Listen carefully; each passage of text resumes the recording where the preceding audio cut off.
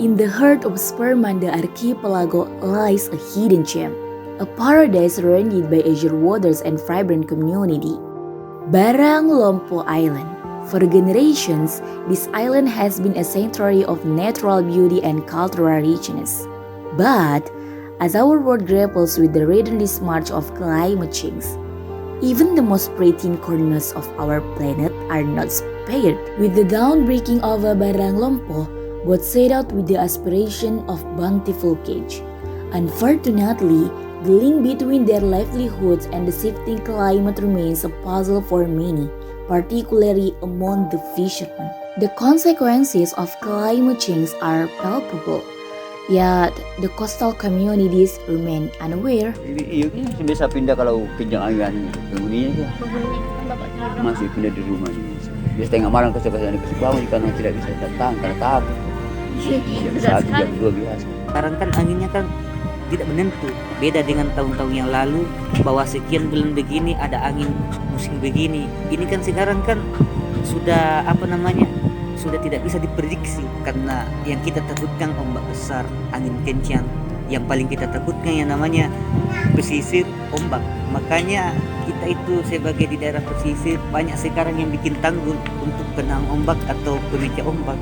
As the world's climate changes, the sea level is rising, bringing with it more powerful and destructive storms. These communities are at the front liners, bearing the brunt of these changes. Houses once safe from the tides are now under threat, and many families face uncertain future. Menurut Bapak ini sejauh mana ini climate change berdampak terhadap masyarakat, khususnya masyarakat pesisir? Ketika kita bicara masalah laut, artinya kan kita sudah membatasi, membuat boundary antara darat dengan perairan. Sebenarnya efeknya sama dan bisa saling teramplifikasi, saling menguatkan. Gas rumah kaca juga berpengaruh di wilayah perairan karena dia bisa menyebabkan hujan asam. Jadi NO2 ataupun CO2 ketika terjadi hidrolisis itu ketemu di udara ya, uap air melalui berbagai tahap proses itu pada akhirnya menjadi H2CO3, asam karbonat. Atau kalau dia ketemu dengan nitrogen oksida, dia menjadi asam nitrogen ya. Nah, itu baru asam. Terjadi kenaikan muka laut atau justru penurunan muka laut. Tersingkap, habis juga lamunnya, habis juga karanya. Itu bisa efeknya ya. Terjadi pola arus. Akhirnya yang tadinya dia bisa prediksi, misalnya nelayan dari nenek moyangnya, biasanya kan mereka cuma ilmu-ilmu dari nenek moyangnya. Wah, dulu fishing ground ya, tempat menangkap ikannya itu di kira-kira daerah ini antara Pulau Salemo dengan Pulau Bone Tambung misalnya. Di situ dia sudah tandai dengan kasih rumpun ya, kasih tanda-tanda itu. Tapi tiba-tiba berubah, terjadi perubahan itu kan berubah. Karena tadi terumbu karang untuk ikan demersal tidak ada, untuk ikan-ikan migratory yang bermigrasi juga berubah polanya. Akhirnya kan dia harus mempelajari ulang. As these coastal communities grapple with the realities of climate change, they continue to turn to their spiritual beliefs. They find the connection to the challenges they face to only be a matter of faith. Menurut Bapak itu perubahan iklim karena manusia atau karena fenomena alam? Kalau menurut saya mungkin dari pengaruh fenomena alam sekarang.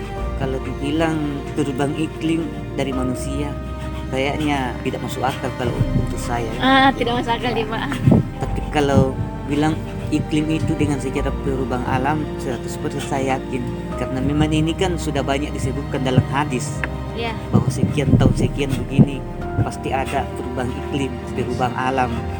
Their life in the sea depends solely on their limited understanding and their instinctual knowledge. Iya, ada yang namanya feeling, pengetahuan ada.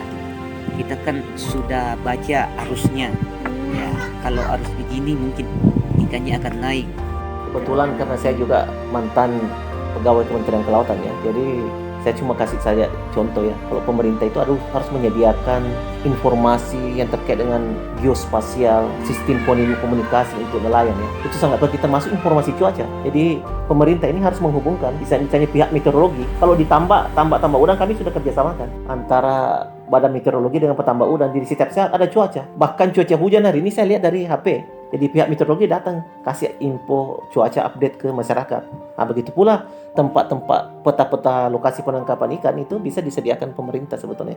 Yang kedua, dari segi kapal sudah harus teknologinya harus menyesuaikan. Yang bisa menyesuaikan ketika terjadi perubahan cuaca ya. Alat tangkap juga harus disediakan. Kalau alat tangkapnya tidak cukup dengan pancing, ya harus dicari alat tangkap misalnya pursen, gillnet, itu harus disesuaikan juga. Yang kedua, teknologi penangkapan ikan tadi, sistem telekomunikasi. Seperti nelayan tidak boleh lagi, wajib nelayan punya semacam GPS ya, Global Positioning System untuk ukuran posisi. Sehingga ketika dia bisa track kembali di mana lokasi penangkapan ikan yang tadinya dia bisa tanda-tandai ketika terjadi perubahan. Yang kedua, bisa menggunakan alat seperti fish finder, eco sonder untuk membantu mencari ikan secara cepat. Itu semua bisa dipakai di teknologi yang bisa dimanfaatkan, termasuk itu pendidikan. Jadi dari LSM, non government organization, LSM ataupun key person, penduduk itu harus selalu disadarkan. Itu tadi gunanya orang-orang dari meteorologi ya, bekerja sama dengan pendamping masyarakat untuk bekerja sama mensosialisasikan. Ada berbagai macam teknologi yang bisa dimanfaatkan nelayan. Tapi pada kenyataan sampai sekarang belum sampai ke nelayan.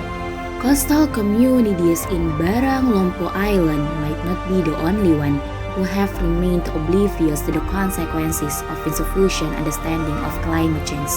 With little to no action have been done for the unequal distribution of climate change knowledge may lead to greater risk. The clock is ticking and the time for action is now.